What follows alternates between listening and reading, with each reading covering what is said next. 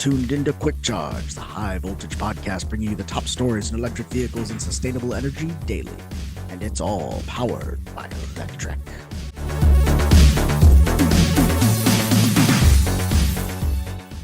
Welcome to Quick Charge. It's December 4th, 2024, and I'm your host, Joe Boris. The big news today is probably the biggest news to come out of the EV space in a number of years. It is official. Tesla-based plug will be the new federal EV charging standard. The Biden administration will officially update the federal EV charging standard to the J3400 connector based on Tesla's NACS plug. Acting Federal Highway Administrator Kristen White announced yesterday. Independent standards organization SAE International announced in October that it released J3400, the new open standard based on the Tesla charging technology. Yesterday, White said at a conference hosted by the Alliance for Automotive Innovation, quote, "In the coming weeks, you will see an update from the federal agencies on what we call the J3400 standard. That will be the standard moving forward, and we're really happy to report that." White told Politico that the update, which will provide clarification under flexibilities under the existing rule, would be completed before the Trump administration takes over. The Federal Highway Administration plans to issue FAQs and hold a webinar on December 17th. Now, that's huge news for EVs. Having a universal charging standard is going to eliminate one of the many, many confusing aspects of EV ownership and EV transition. So it's good to see that. Another aspect that challenges new EV owners is the payment experience once you get to these chargers. Is it a charge point? Is it Electrify America? Who knows? You have to have apps for all of them or some of them or most of them. But now that's going away. No apps, no swipes. Every EV will get supercharger-like charging access in 2025. It's called Universal Plug-in Charge, the ability for any EV to plug in and start charging without having to open an app, swipe a card, or press any buttons first.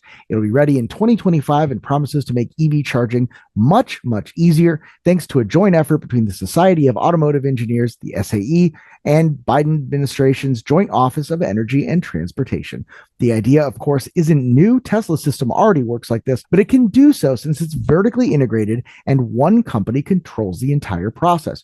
For public chargers that have to serve several different types of cars, the back end hasn't always been available to allow this sort of charging. The problem is the lack of a public key infrastructure, PKI, to authenticate vehicles and payments. Public keys are a cryptographic mechanism that allow for secure authentication. One example is website certificates, so your computer can know that it's looking at a legitimate website. In Europe, this PKI is provided by a company called Hubject, which verifies charging sessions on European public chargers. But in the US, nobody has coalesced around a single company or organization to provide these certificates until now. A solution has been in the works for a few years, and it's about ready to go in the form of what's colloquially referred to as Universal Plug-in Charge and technically referred to as the ISO 15118 standard.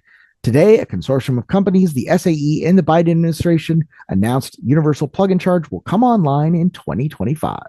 Now, while we're talking about Tesla chargers, Tesla charging capability, and all that stuff becoming the standard, we have to mention that the Cybertruck has not quite become the universal trucking standard that initial estimates and projections had sought.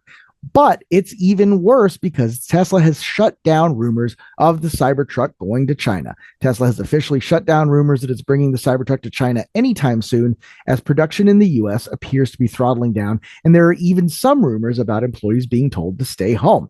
Now, that's pretty self-explanatory. There's not much more to go into there. You guys hate it when I talk about things going badly for Tesla anyway, so we're going to move on and keep it positive.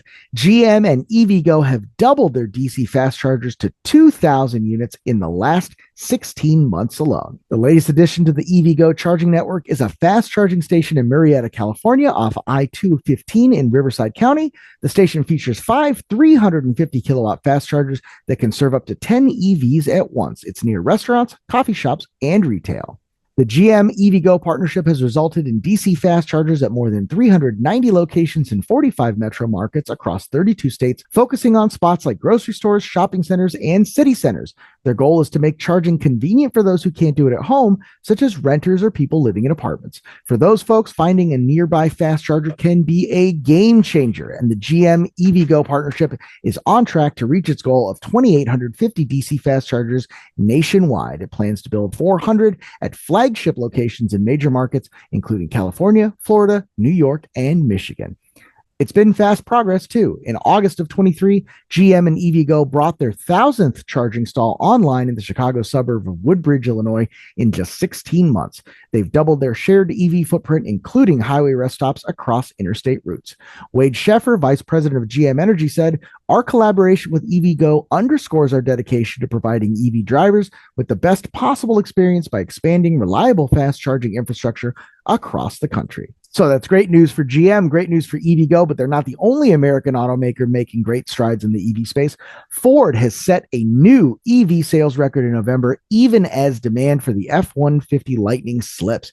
Although Ford set a new monthly EV sales record this month, demand for the electric F-150 Lightning pickup continued to fall. Luckily, higher Mustang Mach-E and E-Transit sales have carried the weight. The automaker sold 166,000 vehicles in the U.S. last month, up 14% year over year, and its best November sales month since before the pandemic. Ford set a new monthly EV sales record with 10,821 all-electric models sold in November, up 21% despite record-setter performance. Ford sold fewer F-150 Lightning pickups than last November. F-150 Lightning sales fell 17% from November 23 to 3,600 last month. Through the first 11 months of the year, Ford Lightning sales are still up 39% year over year at 28,300. Meanwhile, Ford's other two all-electric models boosted the growth. With another 5,900 Mustang Mach-E units sold last month, Ford's electric crossover remains a top seller in the U.S. And through November, Ford has sold nearly 45,000 Mach-E models, 25% more than the roughly 36,000 handed out last year. Ford's electric vans saw significantly higher sales, with 1,240 E-Transit vans sold last month, up 358%. That's a lot from November of 2023. Now, obviously, we're talking about EVs. We're talking about different ways to get around, big trucks, big vans. But there's more to the e-mobility market than cars, trucks, and vans. I'm talking, of course, about e-bikes. And today's episode is sponsored by Buzz Bicycles, an omni-channel e-bike brand that prioritizes direct-to-consumer sales and has found success in its mission to deliver ultimate transportation solutions at an excellent value for its growing base of e-bike enthusiasts. The company has adopted an ethos that the freedom of riding should be fun and accessible for everyone, no matter what adventure lies ahead. As such, the Buzz team has utilized decades of industry experience to deliver a portfolio of e-bikes, all of which have been conceived and designed in Dayton, Ohio, to be comfortable, fast, powerful, safe, and affordable. That lineup includes the Centris folding e-bike, which is as versatile and compact as it is fun. The Class 2 folding e-bike can easily navigate tougher terrain thanks to its 20 by 4-inch knobby tires and front suspension.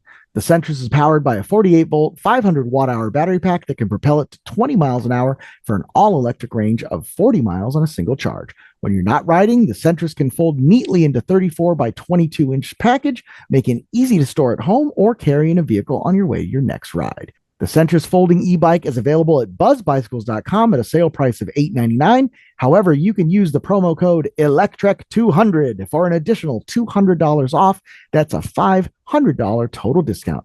Buzz Bicycles Black Friday deals are available now at the link in the description below through December 8th. So check them out while supplies last. Thank you, of course, to Buzz Bicycles for sponsoring our little program. Now, finally, we usually talk about the grid, talk about energy, talk about sustainability. We're going to talk about something a little more offbeat today to close out the show. We're talking about the sustainability that you get by converting your classic car to electric power, and Electrogenic is giving Mazda Miata fans an EV version with a plug-and-play conversion kit for the original Mark I MX-5. The first generation MX-5 is the latest vehicle to receive Electrogenic's plug-and-play EV capabilities from a conversion kit that contains proprietary powertrain technology and integrated software suite. We've previously seen Electrogenic adapt its EV technology in a 1960s Jaguar E-Type, a 1929 Rolls-Royce Phantom II, and most recently the DeLorean DMC-12 from Back to the Future. Now, the company has delivered the potential for a Mazda Miata EV, something many in the MX-5 community have been pining for. Electrogenic's drop-in kit creates an EV version of the original Miata, a model that remains beloved despite being more than 30 years old. And for the really old guys among us, myself included, we all know that it's basically just a Japanese Lotus Elan, so it's really been kicking for about 60 years. Electrogenic CEO Steve Drummond elaborated, "We're delighted to introduce the latest addition to our world-leading range of plug-and-play EV conversion kits. We've long been intrigued by the concept of a light, well-balanced rear-wheel drive electric classic, one that truly delivers when it comes to the old-school thrill of driving. It seems we weren't alone, as we've received a great deal of interest in the idea of an MX-5 conversion over the years, and it's exciting to finally reveal our creation to the world and give Miata fans the chance to electrify one of the most popular sports cars in history. To enable the Miata EV conversions, Electrogenic created a package that is straightforward to install and can be fitted by any trained mechanic in just a few days. To accomplish this, the MX-5 was 3D scanned so the 42 kilowatt OEM grade battery assembly could be placed precisely under the hood where the 1.8 liter four-cylinder engine previously lived. Batteries were fitted in the rear in place of the fuel tank, but Electrogenic was able to leave the trunk space undisturbed, so luggage capacity remains the same. According to the company, the Mazda conversion weighs only 200 pounds more than the original. As such, the Mazda EV's weight distribution remains identical, while its power-to-weight ratio has been improved by 21%. The 42 kilowatt-hour battery pack powers an electric motor that sends 160 horsepower into a single-speed fixed-ratio gearbox, delivering 2,500 newton meters of torque to the Miata's rear wheels. That is bananas in a Miata. The EV power jumps from 116 in the original gas Miata and can propel the all-electric Miata from 0 to 60 in about 6 seconds. Like the original, the converted MX-5 can reach a top speed of 115 miles an hour. Additionally, the Mazda Miata EV conversion delivers 150 miles of range in real-world driving and can fast charge in under an hour using a CCS plug. Always exciting to see stuff like that. Love the idea of electric Miata. Personally, I don't know. I'd rather probably put an LS motor or a 5.0 Mustang in there, but hey, don't tell anybody. This is Electrek. Be sure to like and subscribe so you don't miss any more of the exciting new things happening. This has been a bananas week. December is turning out to be a crazy month for EV news, and we're only 4 days into it.